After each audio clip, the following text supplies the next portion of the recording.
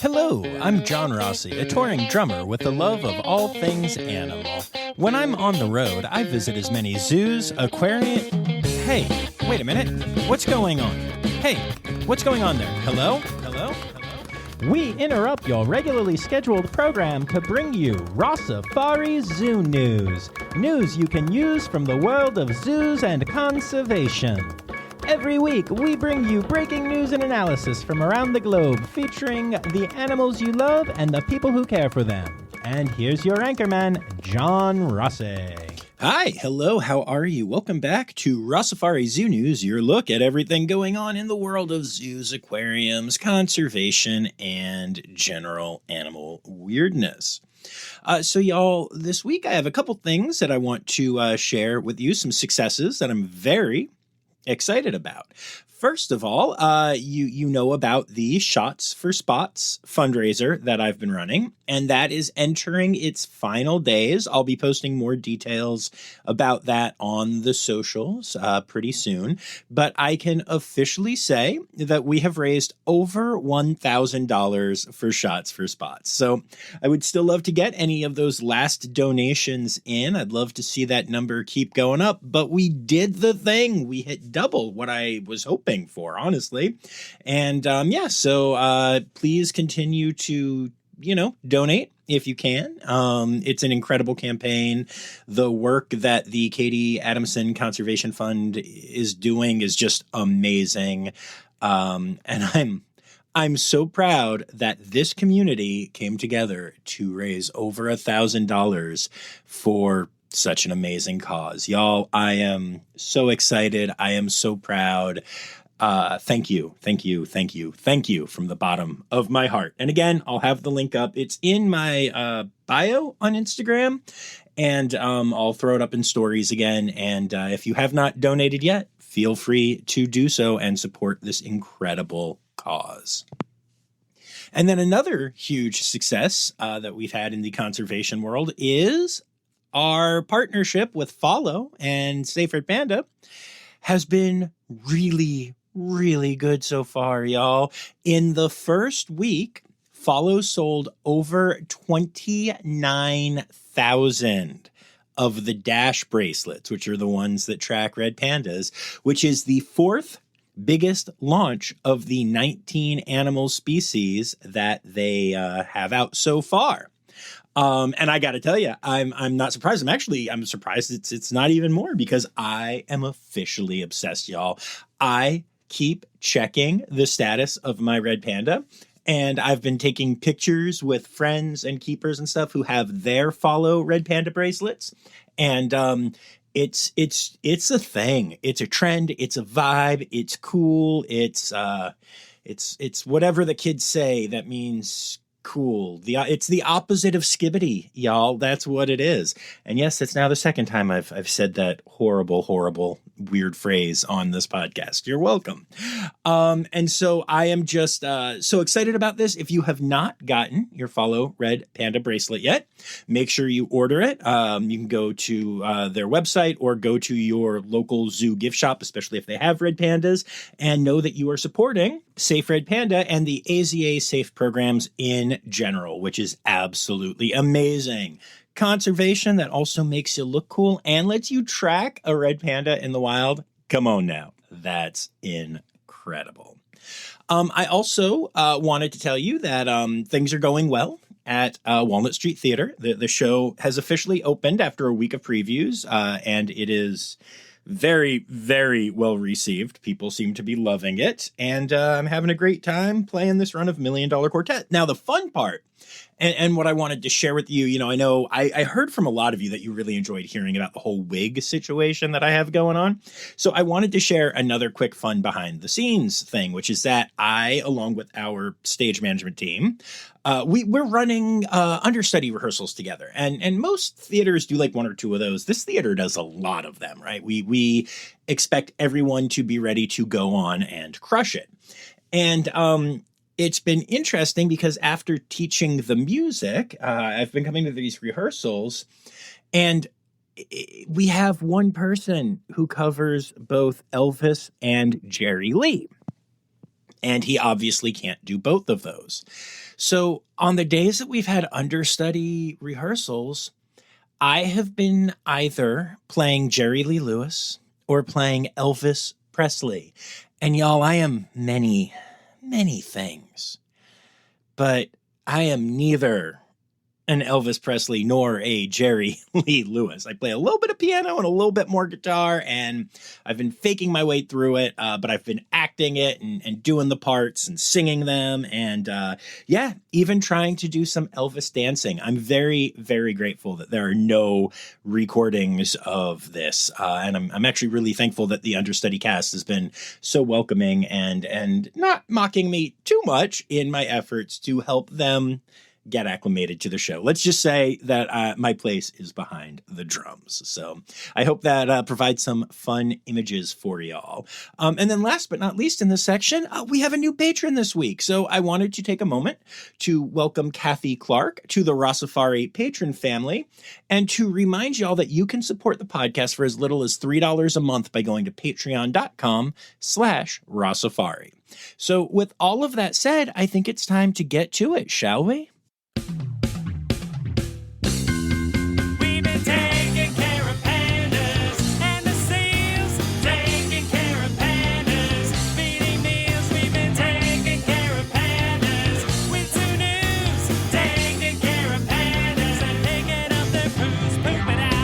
All right, so the headline story this week is obvious, and it is that Dr. Jane Goodall, primatologist, conservationist, lover of zoos, bringer of hope, beacon of light in an increasingly dark world, and more, has passed away. And I've thought long and hard about how to approach this, not because there is anything weird or shocking or anything that I could say about Jane Goodall, but because the conversation around her has been deep, thorough, thoughtful, and frankly, it's been everywhere. For the first few days after it was announced she had passed, my entire social feed was filled with quotes and stories and pictures and tributes to a woman who seemed to be beloved by almost everyone, which is honestly a rarity today. And, you know, those tributes, I gotta say it, they were all very well deserved. But let's be honest, you're listening to a zoo podcast. So I know that when it comes to those tributes, y'all read them, y'all saw them, y'all learned all about her. And frankly, if you didn't, there are dozens of books and websites and places where you can honestly get a much more thorough look at her life than anything that I can give you here. And I highly recommend that you do that. But of course, I do have some thoughts that I wanted to share that are going to hopefully offer a different perspective than all of those tributes did. So first of all, while I never met Jane myself, I've had the distinct pleasure of spending a lot of time with numerous people who worked with her in a variety of capacities. And one thing I have been told time and again is that Jane was as real as they come. The old, brilliant lady giving peaceful talks and imploring people to connect with nature was 100% who Jane was. But she was also someone who could drink younger conservationists under the table and swear like, oh, I don't know, a professional drummer when he's not on his podcast. You know, hypothetically. And while she always maintained her hope for a better world, which was a hope that she shared with as many people as possible, she was also a realist. And I feel like that is something that so many people just say is impossible now. They say you can either be a realist or you can hope for the best. But Jane Goodall managed to do both and did a heck of a lot of good while doing so. I think we need more of that nowadays. People seem to either be naively hopeful to the point of hiding from reality, or they look around at all of the just everything and they feel hopeless. And Jane managed to do neither of those things. She walked that line. And honestly, if you listened to her and learned from her, she was very willing to teach you how to do that as well, which is absolutely beautiful. Another thing that stands out to me about Jane Goodall is that she died on a speaking tour, doing what she loved and believed in. She literally never stopped. And if you know her story, you know that she jumped when opportunities presented themselves and didn't let her own worries hold her back. There were a whole lot of factors that could have stopped this woman from becoming Dr. Jane Goodall, who we all know, but she took risks, jumped at the chance to advance, and even agreed to work with chimpanzees when she wasn't particularly passionate about them. Heck, to the end of her life, her favorite animals were not chimpanzees. They were dogs. And I mean, fair, right? And honestly, we all need to be more like Jane.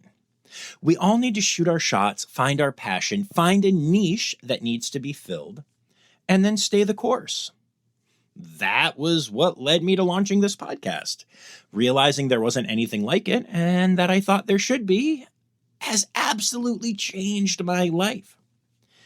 And I will say the times I stopped myself from following an idea, like with this podcast, are the ones I think back on as missed opportunities and regrets. And honestly, one of those involves Jane Goodall. I wanted to have her on the podcast, and I just kept thinking that if I got just a little bit bigger and a little bit more of a social following, eventually I could ask her organization if she'd come on without, being embarrassed.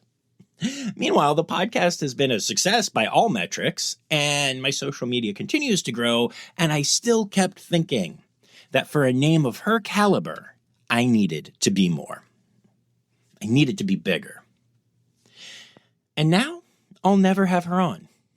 It was only 2 or 3 weeks ago that I shared her brilliant quote about zoos with y'all, and it yet again reminded me that I needed to reach out before the opportunity went away forever. I was not unaware of the fact that she was old, just call it what it is, but honestly, I think part of me felt like she would be around forever. And instead, I missed taking my shot, and honestly, that's fine. But I hope to use this story to encourage you and me to be braver when it comes to these things, because that is something that Jane Goodall's life can teach us all. So yeah, the world lost an incredible woman, an inspiration to so many people in this field and honestly out of it. And I got to take a moment to look in the mirror and learn a lesson. And I guess that makes sense because Jane was teaching us all until her dying day. So I'll end this section by repeating her quote about zoos, the one that I love so much that I threw it in this podcast just a couple weeks ago. And this quote was said at Monarch Zoo in Australia. Now, the last time I read it, I said Montero because of an autocorrect that I didn't catch, but now I have it right. So here we go. The quote is, "I'm always being asked again and again, Jane, what do you think of zoos?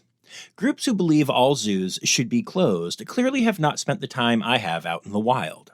They haven't seen the threats destroying chimpanzee habitat. They don't understand what it's like to watch a chimp struggle, wounded and lame from a wire snare. But I do. I remember sitting with a group of chimps in an American zoo once. They had a really nice enclosure, and I was watching the adults groom each other and the young ones play. As I watched, I remember thinking of the chimpanzee groups I had seen in the wild who are living day to day in fear. Put yourself in the position of chimpanzees for a minute. A chimp living in a zoo where people know them, love them, understand them, and protect them, or a chimp in the wild who may have lost their mother the week before, watching another member of the troop as they're wounded by a bullet from a poacher. Which would you rather be? I'd rather be in the group in the zoo. And certainly in that group here at Monarch Zoo. Now that's a good life for a chimp."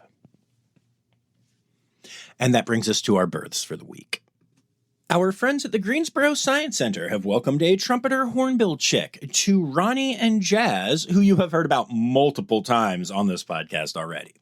Ronnie and Jazz have one of the sweetest relationships I've ever seen, constantly taking care of each other, which might be what led them to have a successful hatching on their very first attempt at mating. They are both first-time parents, but have been doing an amazing job taking care of the little one, so this is a huge birth, and I am here for it. Congrats to our friends at Greensboro Science Center. 4 Fossa pups, also known as Fusa or Foosh pups, have been born at the Chester Zoo in the UK. And y'all, they are freaking adorable. You have to go to @Chester Zoo to check out the footage of the pups, because even as a dude who gets sent literally dozens of birth announcements every single week, I am blown away by how ridiculously adorable these pups are. It's the eyes. The eyes are too big for their faces right now, and it's just so much. So make sure you go and check that out, and congrats to Chester Zoo. Wingham Wildlife Park has welcomed a trio of capybara babies, the first ever born at the zoo. Mom Rio is doing a great job taking care of them, and they are already visible on Habitat. So yeah, go check it out. And if you did not know, baby coconut dogs are also very, very cute. Then, just in time for spooky season, the Denver Zoo has welcomed a group of scorplings, or baby scorpions. The zoo wasn't expecting the birth, but are excited by it, obviously. Some will stay on as ambassadors at the Denver Zoo, and others will go to partner institutions. But that's all in the future, as right now the little ones are still being carried on Mom's back, where they will stay until her first molting, at which point they will all wander off. And the mother's name, in case you were wondering, it's Kylo Ren. How amazing is that? And then last but not least, our friends at the Virginia Zoo have announced the birth of 3 male Asian small-clawed otter pups, or ottlets. Born to Mom Elby and Dad Jillian, the little ones are doing well bonding with their parents. After a month, the pups are beginning to open their eyes and wiggle around and even start to explore just a little bit right in front of them. And so, yeah, it's just very... the whole theme of births this week is very cute. Okay, I know some of you are thinking scorpions aren't cute, but honestly, the fact that they ride around on Mom's back is pretty adorable, right? Come on, it's spooky season. Give them some love. Of course, that moves us to the other side, which is our deaths for the week. And we start this week off here by saying goodbye to an Asian elephant I had the distinct pleasure of meeting earlier this year. Cora, a beloved 67-year-old Asian elephant who called the Topeka Zoo home, has passed away after a recent decline in her health. Cora was one of the oldest Asian elephants in the United States.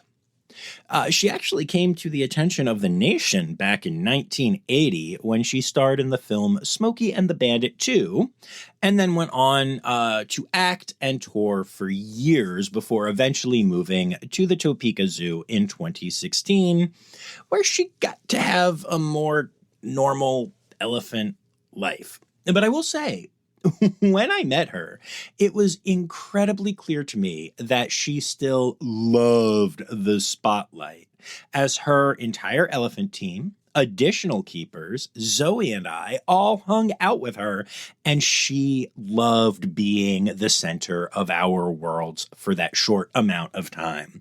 This was a girl who loved attention, y'all. I'm so sad to see her go, and I've talked to so many people who got to experience Cora, who are just brokenhearted. But man, what a great long life. And as an interesting side note here, Cora was the only Asian elephant at the zoo, but she lived with an African elephant friend, Tembo, who is now getting lots of extra attention after saying goodbye to Cora. Our friends at the Smithsonian National Zoo and Conservation Biology Institute have said goodbye to Nick, a 14-year-old male cheetah that lived at the Front Royal campus. Vet staff recently discovered that Nick had developed cancer, and after realizing the impact treatment options could have on his quality of life, they decided to say goodbye instead. Nick was an elderly cheetah, outliving the median life expectancy in human care by over 2 years. And he was special not only for his unique and wonderful personality, but because he was the first cheetah born at the Smithsonian's Conservation Biology Institute. His genetics were incredibly important in the population as he was the grandson of wild-born cheetahs, and he went on to have 10 offspring, helping to increase the genetic diversity of the cheetah population in the United States. And if all of that doesn't make him special enough, Nick was also a very special cheetah because he was the only surviving cat from his litter, which leads mother cheetahs to abandon the baby, which in the wild, of course, means their death, but in zoos traditionally means they are hand-reared. Well, the Smithsonian keepers did something super cool. They started off hand-rearing Nick for about 2 weeks until another cheetah gave birth, also with one surviving singlet. So they placed Nick with that mother and the other cub, and the mom assumed she had 2 babies that lived. And so she raised them both. And that is just such a unique story. I love it so much. So obviously, Nick is greatly missed, and I'm sending my love to the team at the Smithsonian. Our friends at Lions, Tigers, and Bears Sanctuary in San Diego have said goodbye to Louie, a beloved white lion that was at the sanctuary for the past 8 years. He was rescued after a lifetime of being forced to perform in television, film, and live settings, often living alone and in an incredibly small cage during the process. When he headed to Lions, Tigers, and Bears after his owner surrendered him, he found a life unlike anything he had experienced before, with room to roam and a pride of his own. Arthritis and back issues finally diminished Louie's quality of life to the point that it was time to say goodbye, but not until he had had 8 incredible years of beautiful living at the sanctuary. So I am sending love to our friend Bobby Brink and the entire team there. And then last but not least in our goodbyes this week, the Memphis Zoo has said goodbye to Tombak, a 43-year-old Sumatran orangutan, which is, by the way, an incredible age for a species that typically lives 25 to 30 years. Tombak lived in Memphis since 1994 and spent over 30 years as one of the most iconic primates at the zoo.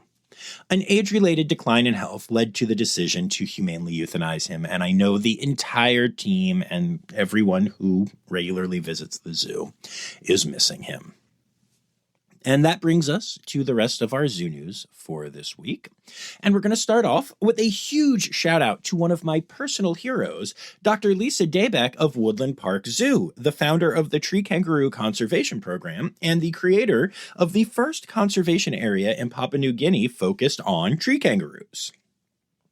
At the recent Indianapolis Prize Awards, she was awarded the 2025 DeHaan Finalist Honors, one of the top honors in all of the conservation world.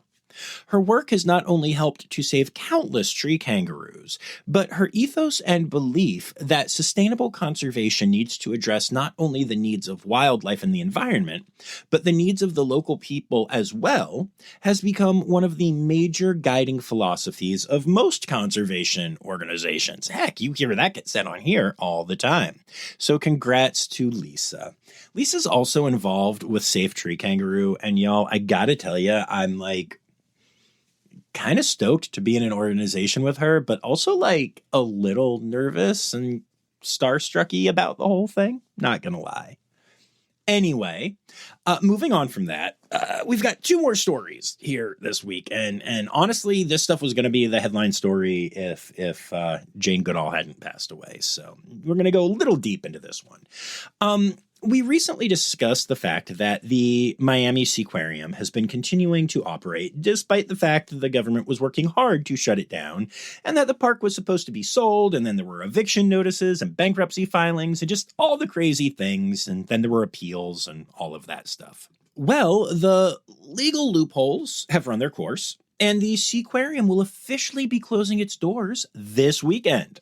This is a huge victory, though there is still a long way to go to getting the remaining animals placed in safe spaces. And until that can happen, they are still owned by the park and will be living there, so obviously we'll be keeping an eye on all of this.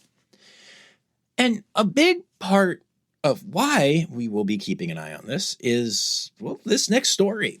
So getting a facility shut down or a law passed or something like that is just the start to the process of actually taking care of those animals. And sometimes what happens to the animals in question can become a problem. And often legislators don't think through everything. They just pass a law or, decree that something has to close or file an eviction notice or whatever. And then good luck to all the animals that ostensibly they were trying to save. And so we have an example of that I want to discuss now. Marineland, a zoological park in Niagara Falls, Ontario, in Canada, was threatening this week to euthanize its 30 remaining beluga whales unless the government injected emergency funds into the park for the feeding and care of the animals. The threats carried a deadline of Tuesday of this week, but as of today, which is Thursday, the belugas remain alive. And this is a super interesting story because the reason Marineland is closed is because the Canadian government passed a law in 2019 that makes having marine mammals perform in shows illegal in Canada. An aquarium in China was willing to take all 30 belugas, but because that aquarium still has shows, the Canadian government denied the move. And I do need to pause here and say that I'm not saying that Marineland is some great park that is only shuttered because of this law. It's been under constant investigation since 2020, and there were honestly additional complaints and issues and citations before that. But the law and the unwillingness to send the belugas to the aquarium in China creates a super interesting problem. The park can't function and can't make it financially and can't even be open without shows.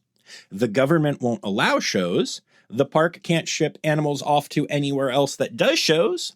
And most parks can't afford an influx of 30 belugas.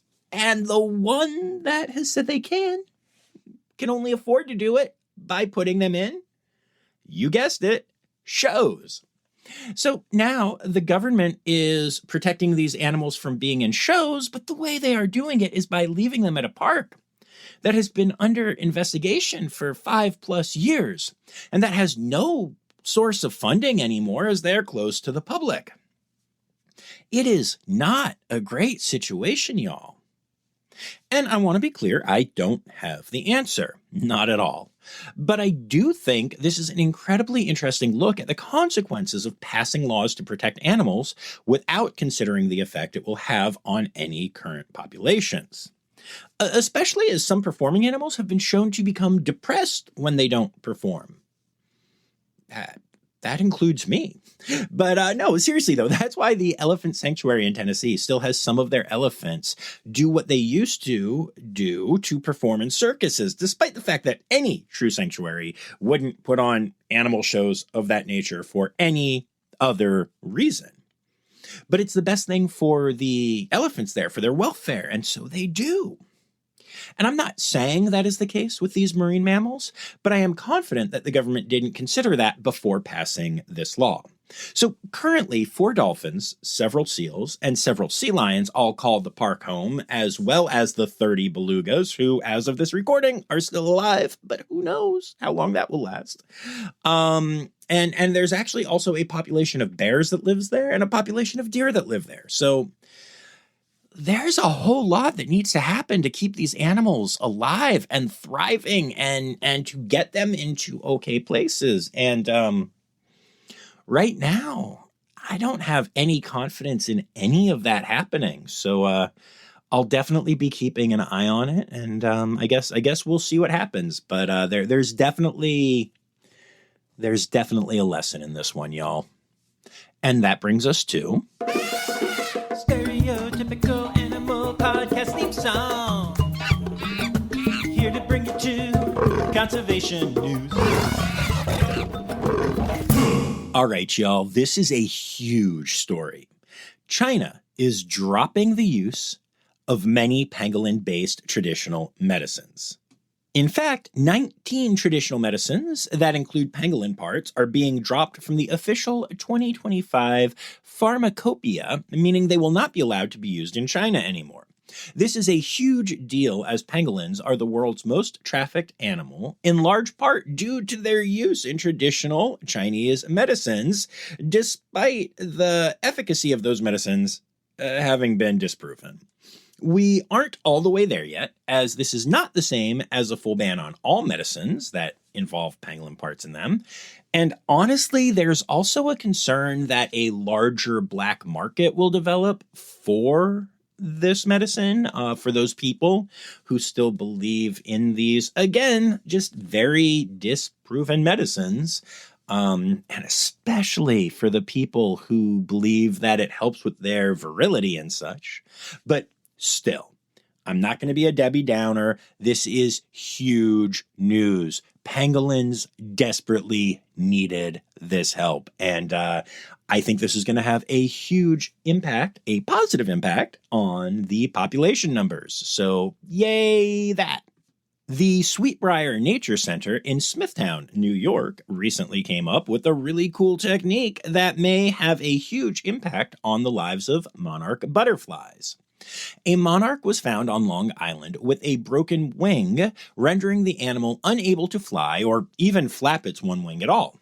The staff at the center took a wing from a dead butterfly and transplanted it onto the living monarch using contact cement.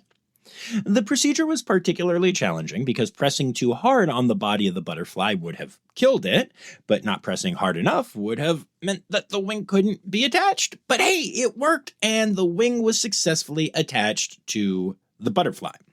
And given that there are no nerve receptors or blood flow going into the end portion of the wing, there was no need for anesthesia or anything of the sort. It's assumed that this did not hurt the butterfly.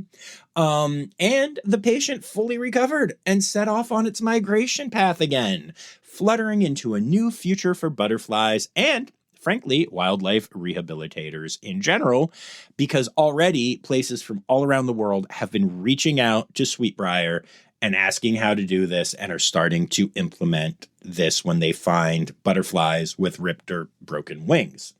Now, it's important to note here that this should be done by a wildlife professional. Okay, it should be done by a vet or a rehabber or somebody who knows what the heck they're doing. If you see a butterfly, don't go mad scientist on me. Take it to the right place, though, and now they'll be able to go mad scientist and maybe save that bug's life. Absolutely incredible. And then last but not least in conservation news, so it is Squirrel Awareness Month, and there's some really exciting news about squirrels. Gray squirrels are an invasive species in the UK, and the country has been dealing with the population through trapping and shooting, though those methods have not been nearly as effective as one might hope, because squirrels are really good at reproducing. However, scientists at the Animal and Plant Health Agency have achieved infertility in rats through feeding them oral immunocontraceptives, and now it has been shown that the same formula works for gray squirrels. Giving oral contraceptives will be an easier way to control the population of these squirrels, which will help to conserve the native red squirrel population that is being run out by gray squirrels, and also help with the conservation of numerous plant species in the UK as well. So it's nice to know that squirrels will be able to get birth control pills in the UK soon, while certain members of Congress are trying to make that hard or impossible for women in the United States. But hey, great squirrel conservation news is great squirrel conservation news.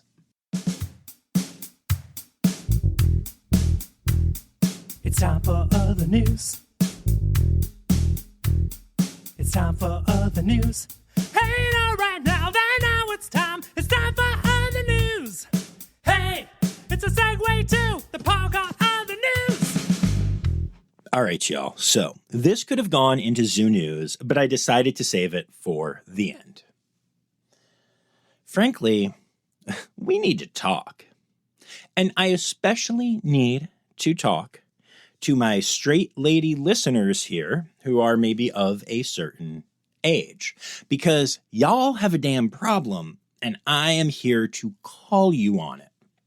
This is officially an intervention. Now, let me start by saying that this is a safe space, and I love you. But you have a problem, and its name is Robert Irwin. My dude is a wonderful conservationist and is doing a great job on Dancing with the Stars. He is, in so many ways, carrying on the legacy of his father, and he and his family continue to do amazing things for raising awareness of the good work done at zoos. And apparently he's also a cure for menopause? At least that's what some comments online say. Look, I get it. The dude is charismatic. He's got abs on top of abs. He's got his dad's smile. And hey, we all love an Aussie accent, unless it's when I try to do one on here. But y'all, he's 21 years old. And I gotta say, every time I get online, I see woman after woman posting about how gross dudes are when they are checking out college-age girls. And now suddenly, there's a cute 21-year-old dude in the zoo world, and y'all are melting down. Last week, I said that people who talked about a super hot shark threesome need a cold shower. But this week, it's apparently y'all that need one. And here's the best part of this. I'm not saying this because I am a disgruntled male who wishes I looked like Robert Irwin, although clearly I do. But I'm actually bringing this to the podcast, and I'm actually saying this because in the last 2 weeks, I have had multiple female fans reach out to tell me that I should cover this because they are embarrassed. Well, actually, some were embarrassed. Some were straight up owning it for having a crush on him despite his age. Who knew that he was into cougar conservation, right? I thought it was Crocs. When one person reached out and suggested this to me, I laughed it off. But now that a few of you have reached out, well, I had to follow through.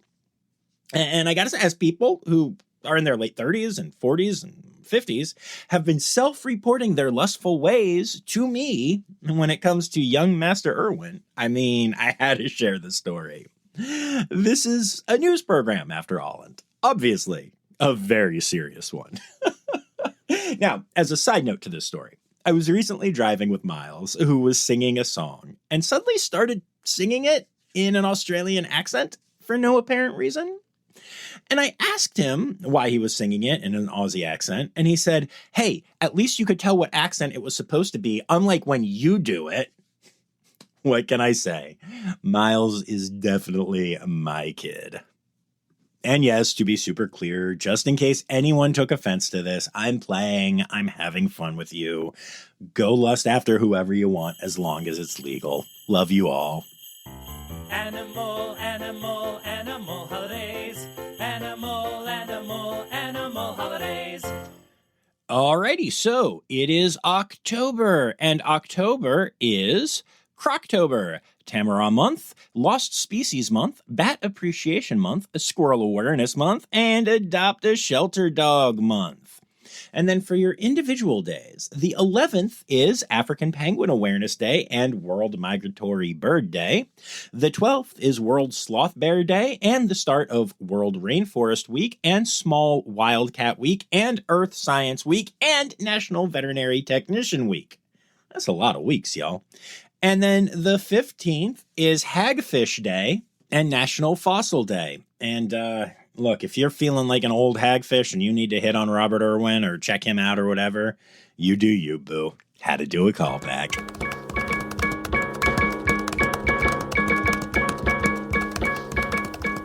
All right, so there you have it. Another episode of Rossifari Zoo News is in the books. I would like to take a moment to thank all of my patrons, especially my Red Panda level patrons, Dr. Laura Schenk, Dr. Stephen Williamson, Barbara Bennett, Jenny Owens, Melissa Reed, Carrie Kirkpatrick, John Lewis, who is also here for stickers, Kevin Williams, and Cormac McMuffin. Meow.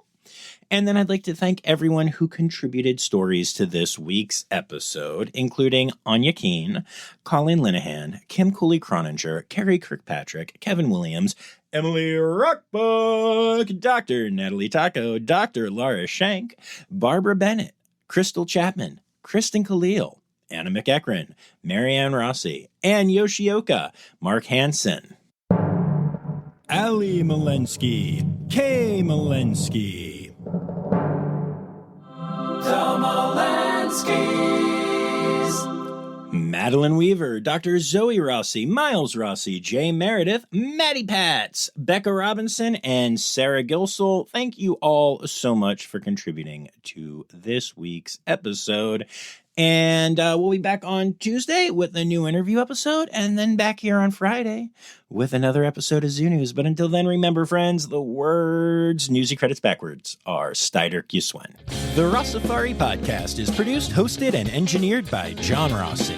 Editing and fact-checking by John and Dr. Zoe Rossi. Our theme song is Sevens by Nathan Burke, performed by Nathan and John. Interrupting John theme and additional voices by Taylor Isaac Gray. You can reach John directly on Instagram and Facebook at Rossifari or by email at rossifaripod@gmail.com.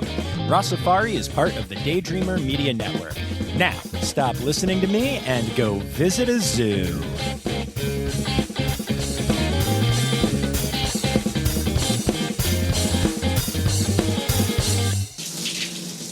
Yes, that is the shower. I turned it on for you. It's ice cold. Get in there. Do what you gotta do.